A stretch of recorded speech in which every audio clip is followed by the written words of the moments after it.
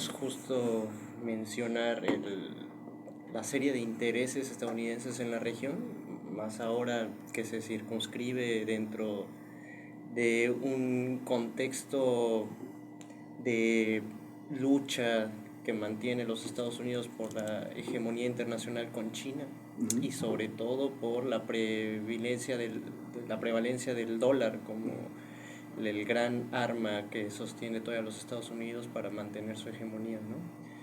Sobre todo frente al yuan, al yuan chino, que como hemos visto, ¿no?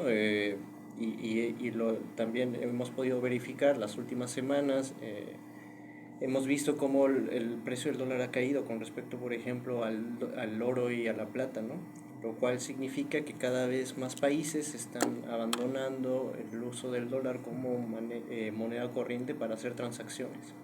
Buena parte, por ejemplo, de África lo hace con el yuan digital o directamente ya con yuanes, lo cual pues evidentemente va a dejar en algún tiempo a Estados Unidos sin su principal arma, ¿sí? Recordemos que desde los 70 hacia acá el mundo gira en torno, o al menos las transacciones económicas se hacen en función del dólar estadounidense, el cual no tiene ni un respaldo más que la palabra que tienen los Estados Unidos y evidentemente todo su complejo militar industrial, ¿no? Y ellos pueden imprimir la cantidad de monedas que tengan. ¿A qué voy con esto? No hay país con mayor déficit que Estados que los Unidos, Estados ¿no? Unidos, que mayor déficit y deuda sobre todo. En estos días también prácticamente ya Estados Unidos rebasó completamente su producción interna bruta con respecto a... no, su deuda rebasó ya prácticamente a toda su producción interna bruta, ¿no? Lo cual nos habla ya de una decadencia imperial. Y en este sentido, me parece que estamos ante una política si queremos ya ver, de reestructuración hemisférica en América Latina, ¿no? También frente hemos visto también noticias recientemente, ¿no? Sobre todo con las llamadas tierras raras, en donde China ha dispuesto incluso un poco poner en aprietos a Estados Unidos con las mismas, porque China es quien exporta, ¿no? Y entonces vemos que Estados Unidos vuelve como a su lugar seguro, que es el hemisferio, ¿no? Es decir, las Américas, y sobre todo me parece que es claro esta política como de abrazar a sus principales paleros, que siguen aferrándose al dominio del dólar, ¿no? En este caso, pues, la Argentina de Milei, que al mismo tiempo, como sabemos, ¿no? Pues contiene las mayores reservas de ciertas tierras raras y ciertos minerales que son imprescindibles para los Estados Unidos, pues como el caso del litio, ¿no? Ya no se hable del gas, del petróleo, del agua, etcétera, ¿no? Son materiales que se usan para la tecnología de avanzada, ¿no? Para especialmente para la robótica y la electrónica. Los semiconductores, por ejemplo, los nanochips, etcétera, que son fundamentales, ¿no? Si bien son diseñados algunos de ellos en los Estados Unidos, los minerales de donde provienen, o vienen de Rusia o vienen de China, ¿no? Lo cual pone también en bastante predicamento a la potencia imperial. Esto nada más para hablar un poco del contexto, ¿no?, en el que se circunscribe. También por ahí podríamos hablar, ¿no?, del asedio hacia Venezuela, hacia Colombia, hacia México, que viene justamente en este mismo sentido, sí, ¿no? Por ahí en otro programa, inclusive claro, en otro programa tenemos que hablar también de por qué el dólar es la moneda internacional, pero hoy nos ocupaba el tema del efecto tequila, hoy va a ser un programa de historia. Claro, y ahora eso ya, ¿no? Sabemos que prácticamente la falencia estructural de la Argentina es el dólar. Ahora vamos al caso mexicano. En 1994 México había mantenido durante años un tipo de cambio fijo, ¿sí?, similar a lo que acá en los 90 se le conoce como la tablita, o incluso lo que está haciendo Milei ahora mismo, el llamado crawling peg, ¿no?, que el dólar, el peso se devalúa alrededor de un 2% por mes, ¿no? Lo cual es en el caso mexicano, este tipo de cambio fijo y artificial se sostuvo con deuda externa y entrada de capitales especulativos, prácticamente también lo que está haciendo Milei, ¿no? Es decir, para poder controlar un dólar bajo se han emitido, entre otras cosas, bonos públicos, se ha contratado deuda, todo el salvataje del Fondo Monetario. Pero no había una convertibilidad como en los 90 acá, No, de Argentina. No. Era un crawling peg como hasta hace unos meses acá. Ahora tenemos régimen de bandas. Claro, sí, de flotación entre bandas. Sí, claro, el que pienso que flota, ¿no? Sí, pero sí, flota. Durante los primeros años sí fue un crawling peg.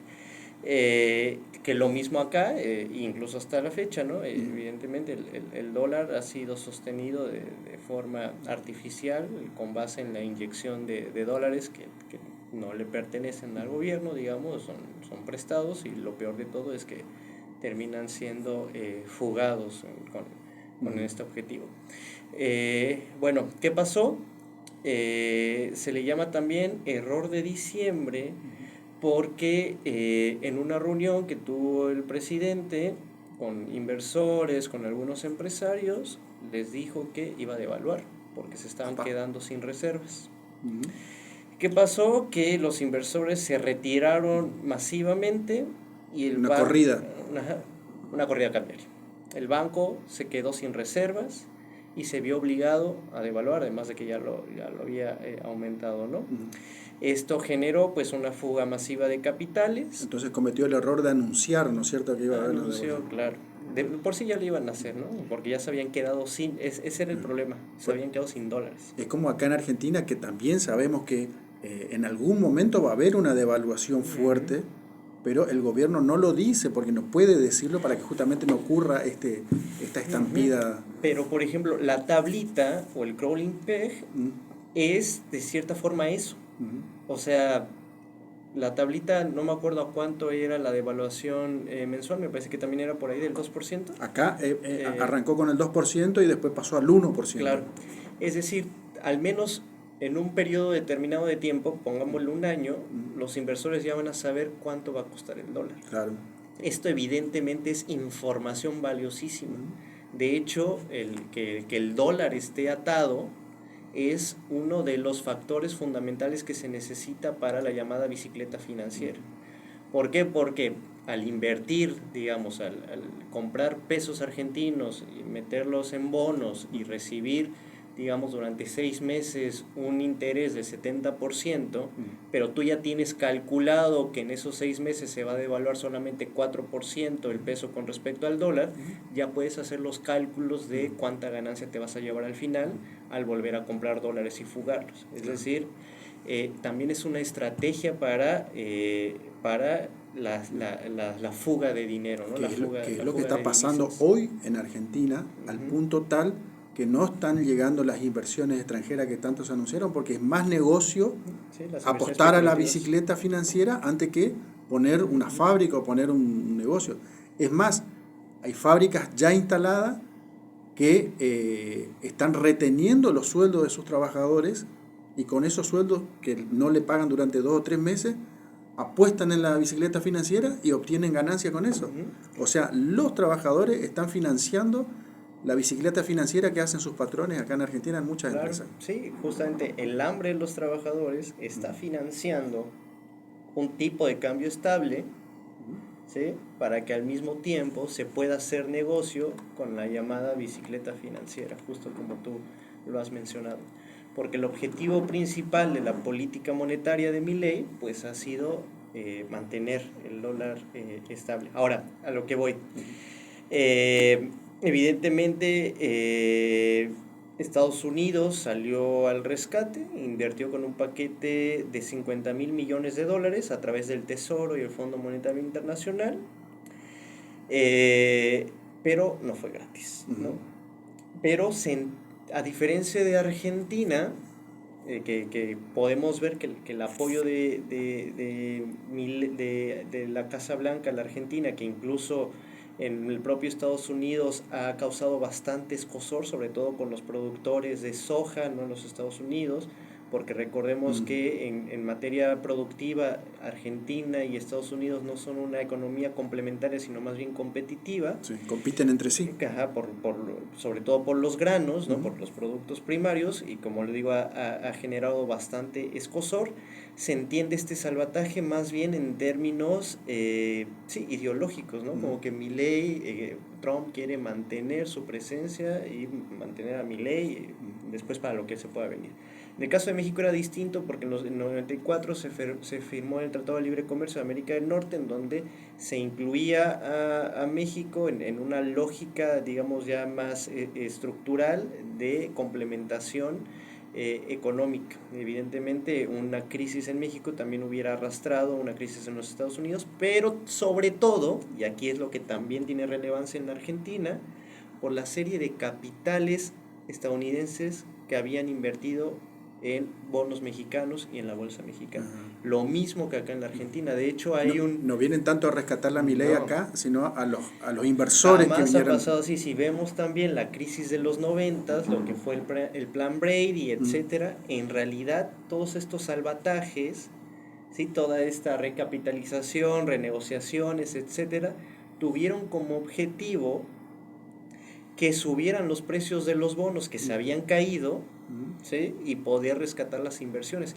De hecho, Paul Krugman, este premio Nobel de Economía estadounidense, hace poco sacó un artículo muy bueno que se los vamos a pasar, en donde habla que este plan, más allá de apoyar a Milei, tiene que ver con apoyar a los amigos de Scott Bessent, claro, los financieros, que habían invertido en valores y en bonos argentinos, que ahora se han venido cayendo, bueno, que hasta antes de la noticia han venido cayendo. Recordemos que los bonos es como una especie de pagaré, pero que al mismo tiempo se venden en un mercado secundario y que funcionan bajo la ley de oferta y demanda. Pueden ser, mientras más bonos hay en el mercado, menos valor tienen.